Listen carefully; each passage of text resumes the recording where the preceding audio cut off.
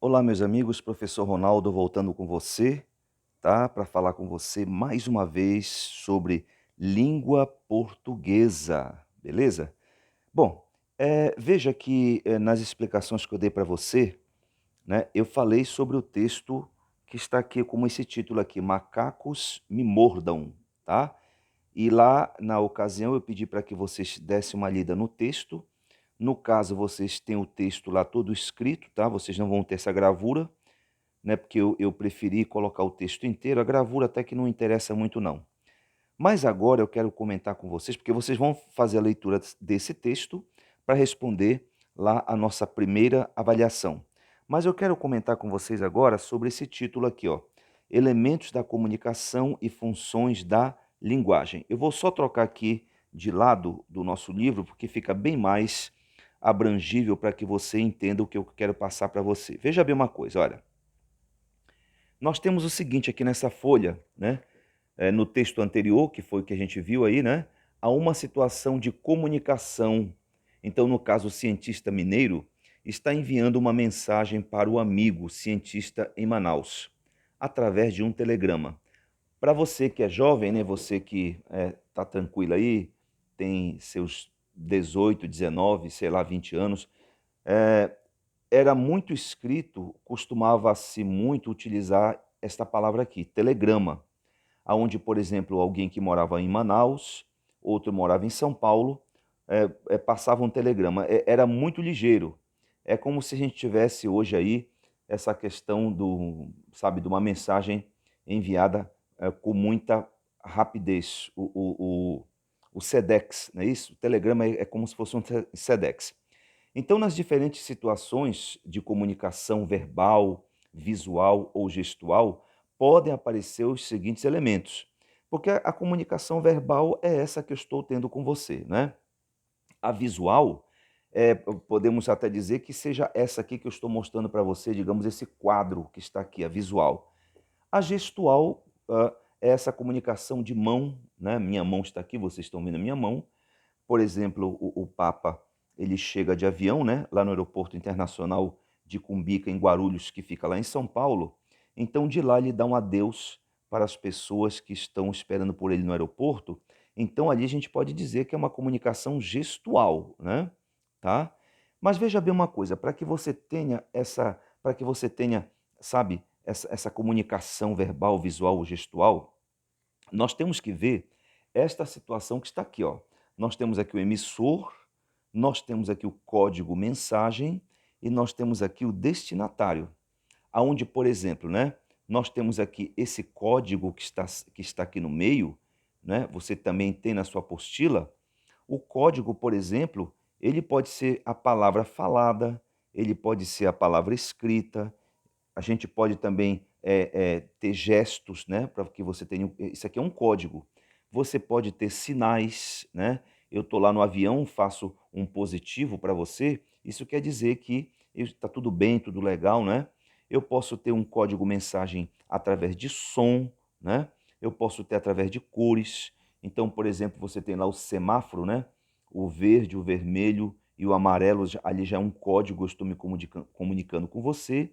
E através de desenho também eu posso ter esse código. E outra, posso até falar para você que eu estou conversando com você através de um código, tá? Se eu mudar meu código, ou seja, língua portuguesa, você deixa de entender o que eu estou passando para você. Então, o código aqui, ele está no centro de tudo. Mas para que haja comunicação é necessário que tenha um emissor, tá? Nós temos que ter um código, né, que envolve tudo isso, e nós temos que ter um destinatário, que é aquela pessoa que vai receber, tá? No caso aí da comunicação do texto Macacos me mordam, nós temos lá, né, o destinatário, a pessoa que recebe, e a pessoa que manda, que envia, é o emissor. E para que eu me comunique com você, eu tenho que ter um código, fala a língua portuguesa que você entende, tá? Ideias e sentimentos é o que ocorre entre essa comunicação, tá? Eu vou aqui mudar rapidinho para que a gente fale com você a respeito das funções da linguagem, tá? Aqui é o título. Então veja bem uma coisa, olha, a linguagem, ela tem várias funções ou finalidades, tá? conforme as intenções ou ponto de vista do emissor, né? Então, por exemplo, eu quero mostrar para você aqui, ó, a função denotativa ou referencial. A gente pode muito bem aqui entender mais aqui a função denotativa da linguagem, tá? Função denotativa. Veja que nós temos aqui dois textos, tá? A gente vai ver a mesma linguagem que tem, por exemplo, na linguagem denotativa que está de um lado, tem no outro lado. Por exemplo, olha, não vou ler tudo até para que não coma muito tempo, mas veja bem, ó, os exercícios físicos aumentam a força e resistência muscular, ajudam a manter a postura correta, assim como facilitam a respiração e a circulação do sangue no organismo. Ajudam a manter o peso corporal, pois evitam o acúmulo de gorduras nos tecidos musculares. Tá? Veja bem esse outro texto aqui, ó. Nas primeiras décadas deste século, o Japão foi a maior vítima dos terremotos. No dia 1º de setembro de 1923, um forte abalo sísmico, seguido de incêndios avassaladores, deixou em ruínas praticamente toda a cidade de Tóquio. Tá? Veja que aqui eu estou dando uma informação para você. Eu estou te informando, né, através de uma linguagem, né, objetiva, o que acontece. Então eu quero dizer para você o seguinte, que nos dois textos que estão aqui, predomina a função denotativa da linguagem, aonde o emissor procura transmitir a realidade de uma maneira objetiva, ok? Aqui a gente não vai ter dupla interpretação, não. Então trata-se de uma linguagem objetiva. Quando você assiste o Jornal Nacional, lá eles vão passar para nós, né, a linguagem objetiva. Ou seja, nós temos a função denotativa da linguagem. Mas veja que eu vou colocar para você agora embaixo, tá? A função expressiva ou emotiva. Eu quero colocar para você a função emotiva ou então função expressiva, tá? Qualquer um dos dois termos está valendo aqui. Veja, olha a diferença do texto de cima para o texto de embaixo. Aqui nós temos aqui o samba em prelúdio. Este samba aqui foi feito por Vinícius de Moraes, tá? Eu sem você não tenho porquê, porque sem você não sei nem chorar. Sou chama sem luz, jardim sem luar, luar sem amor, amor sem se dar. Veja que aqui nós falamos da palavra amor, nós falamos da palavra luar, sou chama sem luz. Então, diferentemente do texto, né, que nós lemos em cima, que é a função denotativa, nós temos um texto abaixo, onde você tem a palavra amor, você tem luar. Veja bem, nesse texto aqui, nós temos a linguagem com função emotiva, né? A linguagem emotiva é aquela em que o emissor procura transmitir, sabe, seu mundo emocional, podemos dizer assim, tá?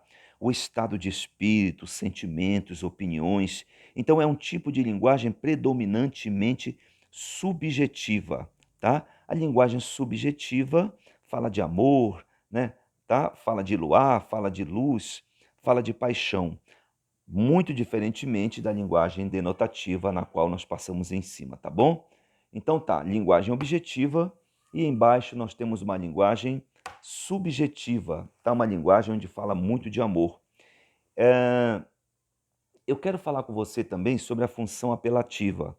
Não tem aquela função onde você, por exemplo, apela para a pessoa ir lá comprar, né? Por exemplo, olha, quer aprender inglês? Não perca tempo. Venha conhecer nossos métodos revolucionários, professores estrangeiros, preços convidativos. Aí eu coloco embaixo, né, o local onde fica a escola.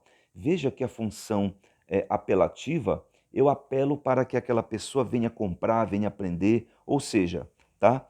Nós temos a função apelativa porque procura influenciar o leitor por meio de apelos. Eu estou apelando para você vir conhecer o meu curso de inglês, tá? Então veja bem, a linguagem apelativa é aquela em que o emissor procura por meio de apelos, vocativos, imperativos. O que é o imperativo? Eu peço, eu mando, né? Você ir lá, que aqui está uma linguagem imperativa, onde eu estou, sabe, apelando, estou chamando você para que você vá lá. Então, veja bem, linguagem apelativa é aquela em que o emissor procura, por meio de apelos vocativos, imperativos, influenciar o comportamento de quem recebe a mensagem. Então, eu passo para você, eu estou aqui querendo que você vá lá e que você faça o curso, né? Estou apelando, tá bom? Agora, nós temos a chamada função metalinguística da linguagem, tá? Veja a definição de duas palavras aqui, olha. Então eu quero conversar com você sobre, por exemplo, o dicionário. Quando você abre um dicionário, você vai, por exemplo, procurar a palavra Curitiba e a palavra Itaúna. Veja, Curitiba, o nome da capital do Paraná vem de Curi, pinheiro, Tiba, muito grande em quantidade. Curitiba, portanto, significa originariamente lugar onde há muitos pinheiros. Logo depois eu tenho Itaúna, né? Que é o nome de uma localidade no Rio de Janeiro. Itaúna se origina de Ita, que significa pedra, e Una, preta. Então, Itaúna, portanto, significa originariamente pedra preta. Então, o que eu quero falar para você é o seguinte: a função metalinguística é aquela que serve para definir ou explicar o próprio código. Ou seja, eu vou lá no dicionário, eu procuro a palavra e lá no dicionário vai explicar o que significa aquela palavra, tá? No caso, o código são palavras, tá? Curitiba, Itaúna, tá? São palavras. Por exemplo, a palavra Curitiba e a palavra Itaúna, né? Eu explico através de um dicionário. A mesma coisa que eu colocar um nome de mulher, por exemplo, eu coloco a palavra Leila, eu coloco a palavra, por exemplo, Jordânia, eu coloco qualquer palavra que eu vou explicar o significado dela, procurando no dicionário, por exemplo, nós temos como função metalinguística da linguagem, ok? Então já já eu retorno para mais explicações com você, professor Ronaldo. Um abraço a todos. Língua portuguesa na nossa escola Ágape.